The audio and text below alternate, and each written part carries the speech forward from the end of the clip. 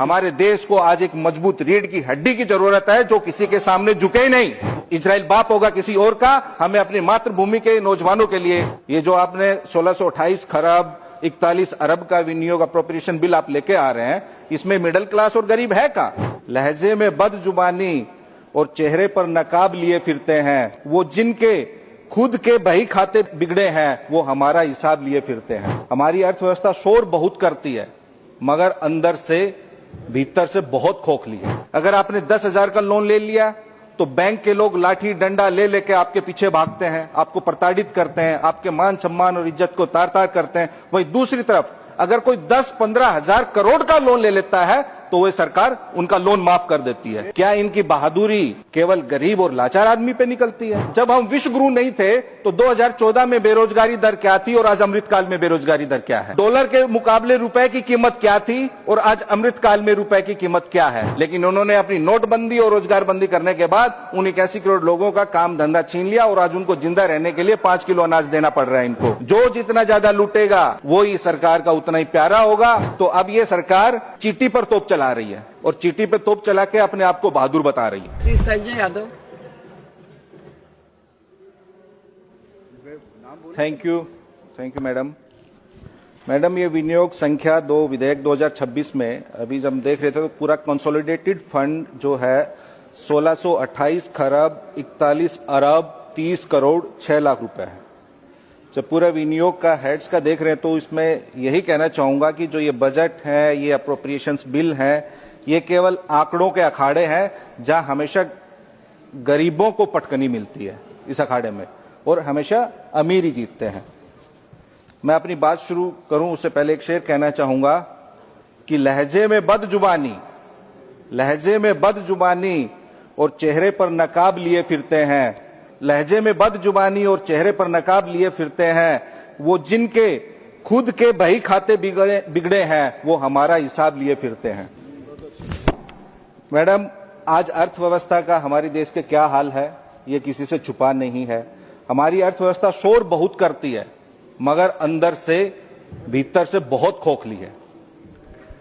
लोगों के पास आमदनी का जरिया नहीं है, नई नौकरी और रोजगार के अवसर सृजित नहीं हो रहे हैं, देश आर्थिक समस्याओं की गंभीर गिरफ्त में है, छोटे बड़े व्यवसायियों का व्यवसाय खत्म होने के कगार पे है, बर्बादी के कगार पर है, महंगाई की मार हर घर खा रहा है। मिडिल क्लास के सामने आर्थिक चुनौतियां इससे कहीं अधिक गंभीर है जितना हमें दिख रही हैं। बाजार में सन्नाटा पसरता जा रहा है और तो और अब तो शैम्पू साबुन बनाने वाली कंपनियां तक खुद स्वीकार कर रही हैं कि उनके प्रोडक्ट की बिक्री में भारी गिरावट आ गई है और उपभोक्ता बाजार का ग्राफ भी लगातार निरंतर गिरता जा रहा है। लोग आर्थिक तंगी के चलते अपनी छोटी छोटी जरूरतों के लिए कर्ज ले रहे हैं और फिर उसे चुका भी नहीं पा रहे हैं। देश में लोग 10,000 का कर्ज भी नहीं चुका पा रहे हैं। 10,000 का कर्ज जो लोन लेते हैं वो भी डिफॉल्ट कर रहे हैं। अगर आपने 10,000 का लोन ले लिया तो बैंक के लोग लाठी डंडा ले लेके आपके पीछे भागते हैं, आपको प्रताड़ित करते हैं, आपके मान सम्मान और इज्जत को तार तार करते हैं। वहीं दूसरी तरफ अगर कोई 10-15 हजार करोड़ का लोन ले लेता है तो वह सरकार उनका लोन माफ कर देती है। लेकिन मध्यम वर्ग के लोग अगर 10,000 का लोन ले लिया तो उसको प्रताड़ित करते हैं।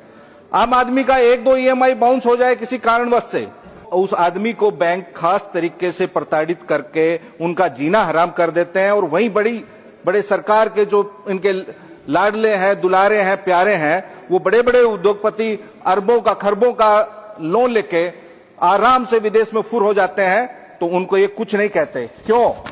क्या इनकी बहादुरी केवल गरीब और लाचार आदमी पे निकलती है? क्या इनके नियम खाली गरीब के लिए और अमीरों के लिए ये खाली उनको छूट देते हैं?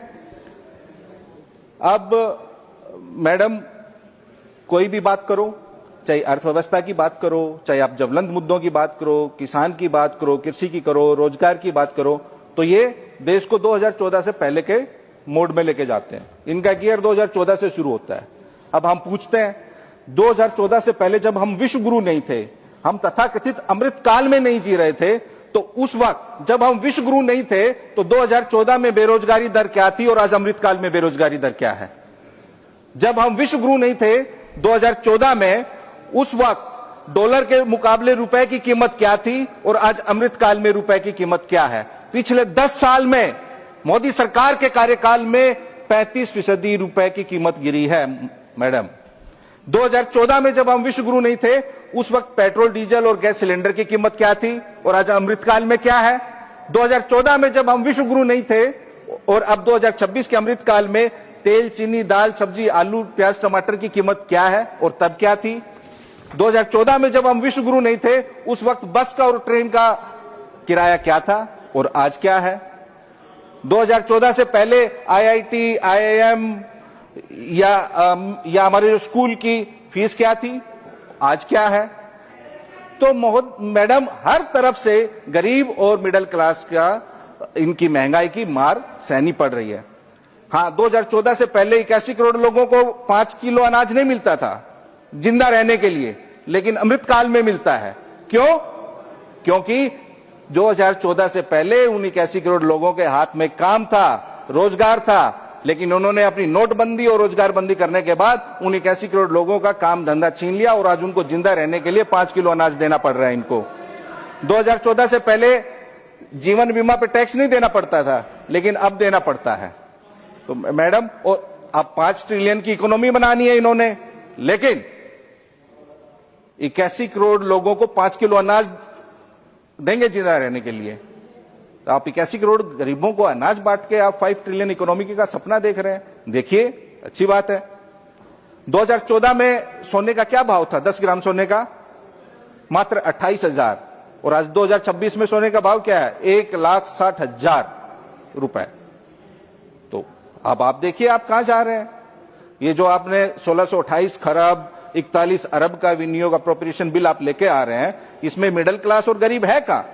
इसमें से तो इस 10 साल में 26 लाख करोड़ तो आपने अमीरों का लोन माफ कर दिया कंपनियों का, लेकिन आपने गरीबों का कितना किया? 2014 से पहले तो किसानों का, गरीबों का लोन माफ होता था, उनके जीवन को बेहतर बनाने की योजनाएं बनती थी। अब मैडम, अब ये सरकार गरीब, किसान, दलित, पिछड़ा और मुसलमान को मार रही है और धन पशुओं को पाल पोष रही है। जो जितना ज्यादा लूटेगा, जितना ज्यादा अधिक कॉर्पोरेट लोन लेगा, वो ही सरकार का उतना ही प्यारा होगा। लेकिन जो गरीब मेहनत से काम करेगा या ऐसे जो हमारे उद्योगपति अधिक रोजगार के अवसर सृजित करेंगे, उनको विभिन्न एजेंसियों से डराएंगे, धमकाएंगे या और कुछ करेंगे, सब जानते हैं। तो महोदय, मेरा यही कहना है मैडम स्पीकर कि किसान के लिए, नौजवान के लिए, गरीब के लिए इस सरकार ने गरीबी, महंगाई, बेरोजगारी खत्म करने की कोई ठोस नीतियां नहीं बनाई है, कोई योजनाएं नहीं चल रही है। मनरेगा जैसी जो योजना चलती भी थी, जहां ग्रामीण भारत में हमारे लोगों को रोजगार भी मिलता था, उसका भी केंद्रांश और राज्यांश का जो 90 और 10 का अनुपात था वो भी घटा दिया और उस पूरी योजना को समाप्त करने की ओर पे एक नई योजना की इन्होंने शुरुआत की। तो कहना यही है, इस सरकार का गरीबी पे, बेरोजगारी पे कोई ध्यान नहीं है। हमारी रेलवे की या सेना की जो नौकरियां थी वो भी खत्म कर दी हैं। तो अब ये सरकार चीटी पर तोप चला रही है और चीटी पे तोप चला के अपने आप को बहादुर बता रही है। तो यही कहना है कि बीमारी है कैंसर की और ये इलाज कर रहे हैं सिर दर्द का। तो ऐसे में तो इस देश की गरीबी, बेरोजगारी दूर होने से रही। तो अगर देश की अर्थव्यवस्था को मजबूत करना है, आपके देश के जो नौजवान, इस देश की ताकत है, उनको नौकरी देना है, उनके लिए रोजगार के अवसर सृजित करने हैं, तो आपको उनके अनुसार नीतियां बनानी होंगी। और उन लोगों को 56 इंच का सीना नहीं, हमारे देश को आज एक मजबूत रीढ़ की हड्डी की जरूरत है जो किसी के सामने झुके ही नहीं। हम एक संप्रभु देश हैं, अपनी नीतियां खुद बनाएं, किसी अमेरिका और इजराइल के कहने से नहीं। वो इजराइल बाप होगा किसी और का, हमें अपनी मातृभूमि के नौजवानों के लिए नीतियां बनानी है। Thank you.